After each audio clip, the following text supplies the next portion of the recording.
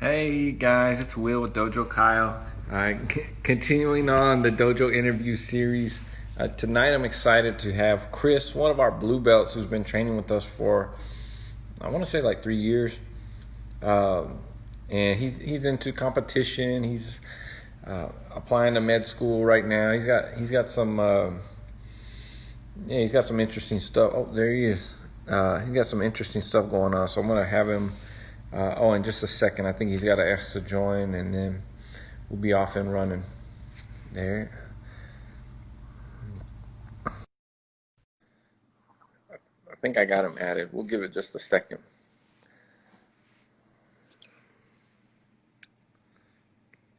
I think he had the easiest time getting logged on. My second. Hey, there he is. Hey, there we go. I was just saying, I think you had the easiest time getting logged into the Instagram Live, and but you're the second youngest guest, so I think that's got something to do with Woo! it. Yeah, that probably has a little bit to do with it. Yeah. So how's everything going, man? It's good. It's good. I just moved back to South Austin from San Marcos, so very happy to be down here. It's definitely been a different move, but I've been working at the hospital. So for people who don't know, I work at Del Seaton Medical Center in downtown Austin in the emergency room. So it's been a little hectic the past couple of months. I bet. But it's been a great learning experience. I'm very happy to be there. Man, that's gonna be yeah, you're gonna look back on that as a key learning time for sure, man. And so the whole thing of our show is just kind of hearing a little bit about uh, how you got started in martial arts and what you enjoy about your practice. And I guess before I lead into that, I want to just tell everyone I remember uh, one of your early classes. I don't know if I remember your first class, but I definitely remember your first judo class because you're like, yeah, I've done some training before, this and that. And I was like, all right, I'm going to kind of, I don't want to say take it easy, but I'm not going to be trying to take it to the new guy. And boom, you threw me in like the first 30 seconds. And so I was like, oh, man, took it too lightly, man. It's the So long arms and legs. It's the only thing that saved me. ever since then, yeah, you've been keeping me on my toes. And so, uh, so when did you begin? How old were you, and what kind of got you interested starting off and everything like that? Okay, so I believe I was 15 or 16 when I first started martial arts. And I started Muay Thai kickboxing and Brazilian Jiu-Jitsu. And what really got me interested was I was looking to kind of gain a little bit more self-confidence and just know how to fight in case anything went down. And my best friend's mom trained with a guy in South Austin, and he actually still had an academy, the Vasquez Academy, and he was still going along. And so I joined them, and I was with them for 2 years, and it was awesome. We started in this big kind of warehouse with these rollout wrestling mats, and the big thing that was really cool to me was the Muay Thai kickboxing, just because, you're punching and you're hitting and stuff like that. It was really cool to learn that.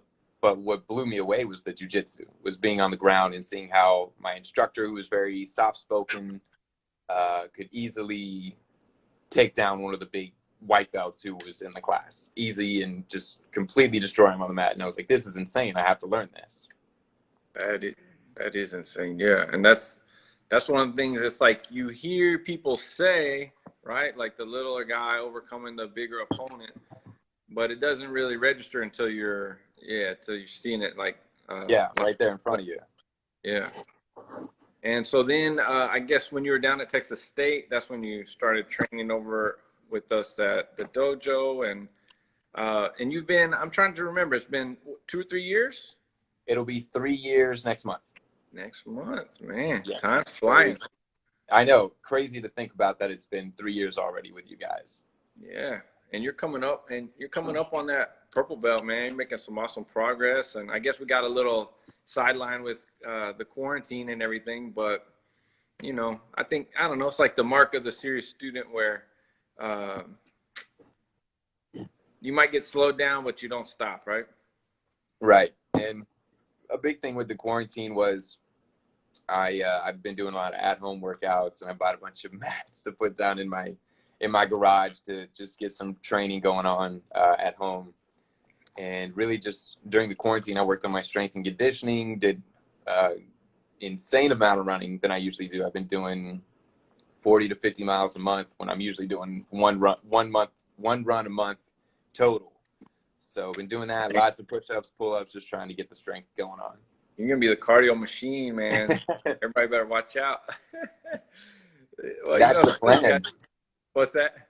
That's the plan. Yeah, that's the plan. I think, I don't know. I can't be bragging about it on here because it's not, I don't think it's anything brag worthy, but I've been on my little workout grind over quarantine as well. I hit 12 pull-ups the other day. I hadn't done that in a long time, you know, so I feel like I'm gonna get up to 15 and I'm gonna forget about pull-ups. Like I don't see much benefit in doing much more than 15, but yeah, you'll hit that goal and it'll be like, all right, cool. I got those 15 pull-ups down. That's about where I'm at. Exactly. Then I'm gonna switch over. I want that 400-pound farmer's walk. That's in my head for some reason. I don't know why. It's the grip strength for sure. Yeah, that would carry over. So can you tell us what so you got started for the confidence and the ability to defend yourself, but I would assume, you know, after years and years of training, it's like, hey, that's in you already, right? So now what's keeping you going and keeping you on the path? So when I joined Dojo Kyle, I was really looking to get into competition, just because I've always been super curious what it would be like to get out there and get on the mats against somebody at a real high level instead of just the training. And training can be pretty intense too, but it's different when you step out there on the mats for competition and you're actually competing and showing the very best of your skill. So that's why I joined Dojo Kyle, and it was a big reason why I wanted to really start working on the very small techniques of the different aspects of jiu-jitsu. And a big thing that keeps me going is, it's almost like a second home for me. Jiu-jitsu has always been very therapeutic. It's always been very helpful, keeping me level-headed just outside of the dojo. Knowing that if I can deal with Josh or Brad or you or Ryan running me through the ringer for 7 to 10 minutes and survive, it's like, okay, well, you know, maybe that exam, maybe studying for it wasn't too crazy, or maybe that, you know, bad thing that happened at work, it's like, okay, take a breath. It was all right. You're alive. Keep moving. Right. So it's definitely the character building part of it that keeps me going, just seeing how far I can go and how much I can learn. And a big thing that I really like about the dojo that you guys have there in Kyle is the fact that everybody kind of teaches everybody. Like we have you and Ryan as our main instructors, and you guys give us your wealth of knowledge. But even during the rolling afterwards, or even during technical drilling, every single person who's been there for a while, like Joe, Josh, and even some of the purple belts and blue belts, like Albert, and even some of the new blue belts, like when I roll with Andrew, he'll see like a little tweak in my move because he comes from a wrestling background. And he'll be like, just try it with a little more pressure here, and it changes the game. So that's what keeps me coming in some days when I'm kind of hitting that plateau of like, okay, I'm coming in again, I'm getting my butt kicked.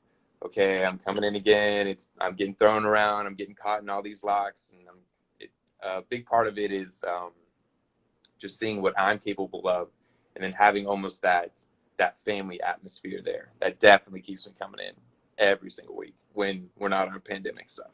Yeah, and that's a great point that you bring up about the upper belts and those other guys on the mat teaching and helping with that load. Man, we appreciate that so much, because it's like, I'll be the first to admit, man, I don't know all there is to know about all this, and a lot of people with a different take on it. It can benefit me. It can benefit the whole class. So I've always kind of felt like we're all getting better together, right? Mm-hmm. Yeah, well, big thing is that everybody is all different shapes and sizes. So somebody who's big and tall may not see something that somebody who's small and very lightweight, like Patrick. When Patrick throws stuff on me, I'm like, I didn't even know he was there. Right. So it's very helpful. And so, and one, I think, yeah, I think it's most definitely a compliment to you. But so sometimes, you know, when you would be in finals or when you'd have school going on, I would get a lot of kids and parents saying, "Hey, where's Coach Chris? Where's Coach?" They miss Coach Chris in there, man. So I feel like you've had a really great impact on the kids, and I also feel like you set a really great example because you're pushing it in your own life, and it's like that's what we're doing in our martial arts class. But you don't want to just limit that to your martial art, right? You want it to be, uh, you want it to kind of bleed into all areas. And so, yeah, I just wanted to let you know how much we appreciate that. And have you, or can you tell us anything that you've enjoyed about your time coaching? So I used to work at a psychiatric hospital, and I used to be kind of a lead tech on the kids unit because I really, really like working with kids. Kids bring out the goofiness inside of me. They allow me to be goofy, but they also allow me to continue to learn and be a teacher. And getting the opportunity to be a part of the kids class has been phenomenal. Being with the kids and watching just the little clicks inside their head whenever they just do a slight movement, when even to us as adults it would be like, yeah, okay, you know, you put your hands feet here and then this happens, all right, cool. But when the kids see it, it's something completely brand new, and it just, like, it's like a light bulb goes off. And I live for those moments where the kids are learning either a new move or they're practicing a move that's been on the testing cycle, and watching them uh, when at the beginning of the cycle they were like kind of struggling with it, and you know, things were a little awkward, and they were, you know, struggling with either the takedown or getting the feet and the hands in the right position, and then seeing them at the end of the testing cycle where they're like, this is easy, flip them, turn them, and then it's like, let's move on to the next thing. So seeing them learn actual jujitsu in the moves, just the little pieces that are taught in isolation and then put together, seeing that happen, it's one of the greatest things that I'll ever be a part of, for sure. It's satisfying, right? It's so satisfying. Yeah, it's great. And that, man. And so, what would you say to someone who's maybe just getting started, first month of training, and maybe they don't have that long-term vision for themselves in it yet, but you know yeah, they're getting into it for the self-defense and for the confidence. Um, what's some advice you would give to help them on that path? So I think one of the best things you can do as a beginner in any martial art, but especially in jiu-jitsu, is to fail at a move, is to go into a role and think you're going to do well and get your butt completely kicked. Um, and I think what that teaches you is a lot of resiliency, because it takes a piece of character to be able to come back the next day after yesterday or 2 days ago you went in there to the gym and just got completely destroyed, or you went in there and you didn't know the move at all and you're really, really struggling with it. Because what that does for you is it starts to build this foundation that carries on outside of your life. So it carries on to, okay, I can try at something and not do very well, and that's okay, because I can come back the next day and try again. So I would say for somebody who's first starting out, to be okay with that. Be okay with coming in for a month, 2 months, 3 months. It's different for everybody, and failing at a move and not getting it exactly right, or not getting it when you're rolling, because those moments when, whether it be a week after you've had a whole bunch of failures, whether it be a month or 2 months or 6 months, those moments where the dots connect, that's where the true foundation of your own character starts to happen. So when you have those rough moments where you're like, man, I can't do it, I'm just coming in here, I'm getting my butt kicked all the time, it's something that every single person who's done jujitsu and has gone up in rank understands fully, because not a single person has ever stepped out on the mat and then been genius level black belt motion.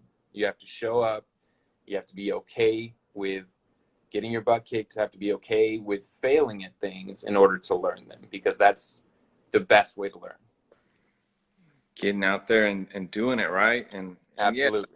that's a great point that you bring up is like, man, everybody in the class was at one point a brand new white belt on their first day. So no one expects that new student to be some technical wizard or genius right off the bat. It's just the thing that people admire and respect is who's coming in and who's giving that full effort, right? Right, right. And that's the thing that not a lot of people see, because you get out there and you see these dudes. I mean, even like myself, I'm covered in tattoos, and you see these guys and they're big and they have muscles, but then you see like every average day Joe's kicking these dudes' butts. And it's because you have those moments where you come in and you fail. And that's a big part of being a white belt. And it's a big part of that foundation of jiu-jitsu.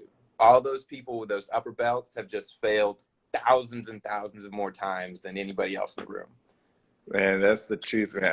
I could tell some stories about about all that for sure. Uh, yeah, well, that's really great advice, man. And is there anything else you would leave our little Instagram show with? If like any kind of, I don't know, just anything on your training philosophy or anything else you'd like to communicate before we get off of here. Um, well, the last thing I'd like to say is it's definitely, this sport is more than that for me. It's something that I will carry on with me through the rest of my life. It's something I hope my kids do someday whenever I have kids. It's something I hope to be a part of a dojo much later on, whenever I do become that black belt that I'm striving very hard to get. Um, but it's not just something you do outside and in a room full of mats with some good friends. It's something that carries on into the rest of your life. And it gives you, jujitsu itself gives you this sort of internal understanding of what you as a person can go through. So I've definitely had several exams, and I will have thousands more exams going on into medical school that are going to test me. They're going to kick my butt worse than any exam I've ever experienced. And doing something physical that is almost similar to that, um, it gives you almost a foundation of like, okay, it's this giant test. It's 6 hours. It's all day long. It's 300 questions. It gives you this confidence of like, okay, but it doesn't matter what happens at the end of the day. I'm going to give it my best shot. And if I fail or fall down, I can get right back up. And that's something I keep with me every single day. And it's something that I keep as a reminder. There's only one day in my whole life that I've ever even considered quitting jiu-jitsu. And it was because it was the roughest week of school. Outside relationships were going crazy. And then I come in and I just get my butt completely kicked on the mat. Wall to wall. Not even a single submission, just completely run over by every single person I rolled with. And I have that date. I have it written down on my whiteboard. I have it written down right there. It's February 5th, 2018.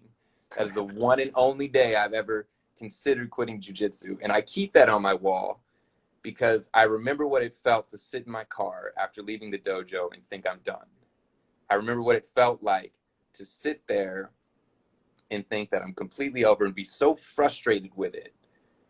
But it's a reminder that I came back and I see how I do today and how I've advanced to that third stripe on my blue belt and just the connections I've made there. And I think like if I would have quit on that day, on February 5th, 2018, I wouldn't have any of this. I wouldn't have the connections. I wouldn't have that internal character that I've built all these years. I wouldn't have any of that. And so it serves as a reminder that even those moments when you're doing something extremely difficult and it's going to kick your butt Monday to Sunday, you got to dust off, get back up, and get back out there. Man, that's good stuff. Oh, Olive's popping her head in. Get out of here, Olive. So I just thought of one more thing I wanted to ask you before we get off of here, because I think Of course. you're probably the perfect guy to answer it. Uh, I feel like you keep a really full schedule now, and especially maybe, you know, when you were still at university, because you were working a good amount, you're in school a good amount, and grades really matter. You're not trying to coast, you're trying to get into medical school. So Right. you're having to put a lot of time in on that. You're doing your volunteer work with Big Brothers Big Sisters. Um, you got a lot going on, but then you're always carving out the time and making the time for your training. So is that just the, because, you know, I talk to people, I meet people who say, oh man, I'd love to do it, but there's just no time. So is it just a time management thing? Is it just a priorities thing? How do you see it? So a big thing of organizing my schedule, especially during those hectic times when I was in the middle of finals and I'm seeing my little from Big Brothers Big Sisters every week, and I'm working at the hospital, and then carving out time to actually train. And I was competing during those times as well, so I'm training pretty hard.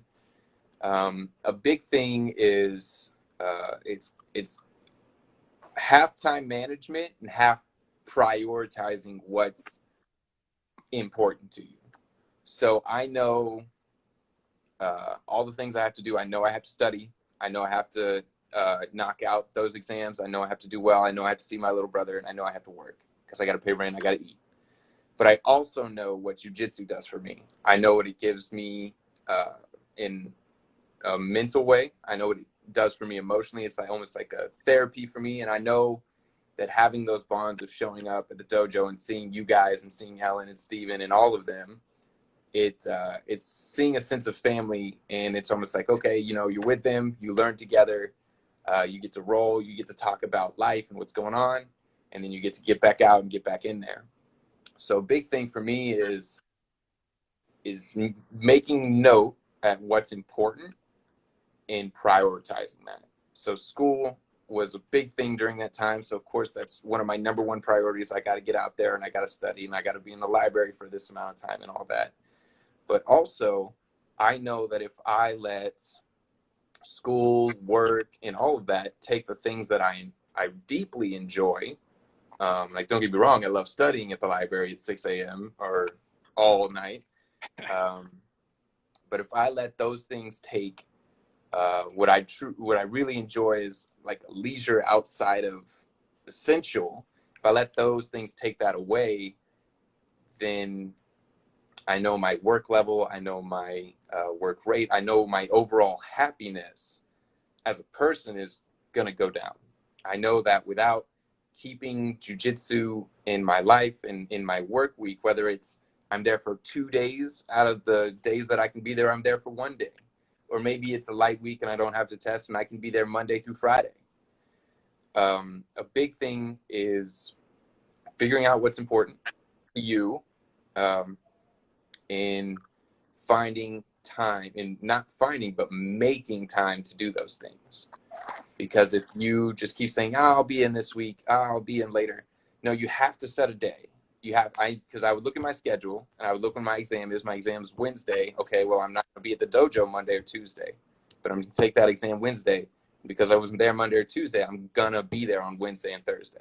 I have to. I miss those days. I got to come back. So I would recommend finding 2 days out of your week where you're like, I'm going to the gym. I'm going to dojo. Doesn't matter if anybody pops up and is like, hey, you know, come over. We're gonna drink and have a barbecue. It's gonna be great. Or it's like, hey, come over. You got to do this or whatever. Be like, I'm sorry. I have these 2 days. I've already set them. I can find some time for you tomorrow. But I've said that I'm gonna be there Monday and I'm gonna be there Wednesday. I'm a man of my word. I'm gonna be there. So that's something you almost have to do for yourself. It's almost something that, you don't have to put it out there, you know, I'm going to be there on Instagram or Facebook or whatever. Say it to yourself, put it on your calendar, put it on your days, make a reminder on your phone, I'm going. And that way, when those days come around, and even if you're feeling tired from work, even if you're feeling tired from family, you know, I said I was going to do it, I got to do it. So that would be my recommendation. That's a good recommendation, man. And have you found? Because I feel like for myself, when I feel busy or when I feel like there's so much going on and there's no time to go do this thing, um, like train. Well, that's the time I need to basically make sure I'm getting it in, and not necessarily like you're saying, not the day. Like if I have a test the next day or if I have another big commitment, yeah, obviously that has to take the priority. But it's like carving out that time for the self improvement and clearing your mind is going to make you better at everything else, right? Right.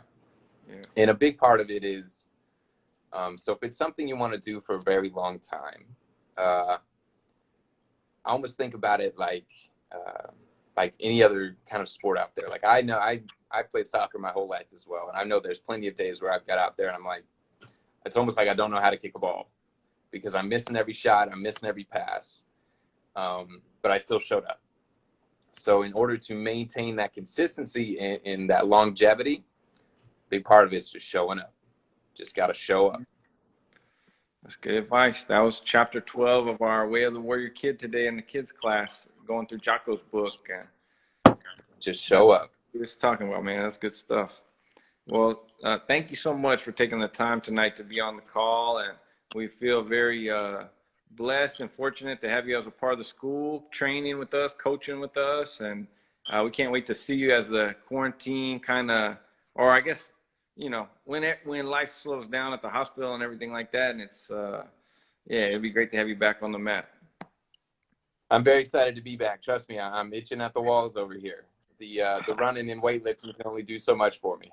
I hear you. I hear you. All right. Well, have a great night. Let's catch up soon. All right. You too. Bye, Will. Bye, y'all.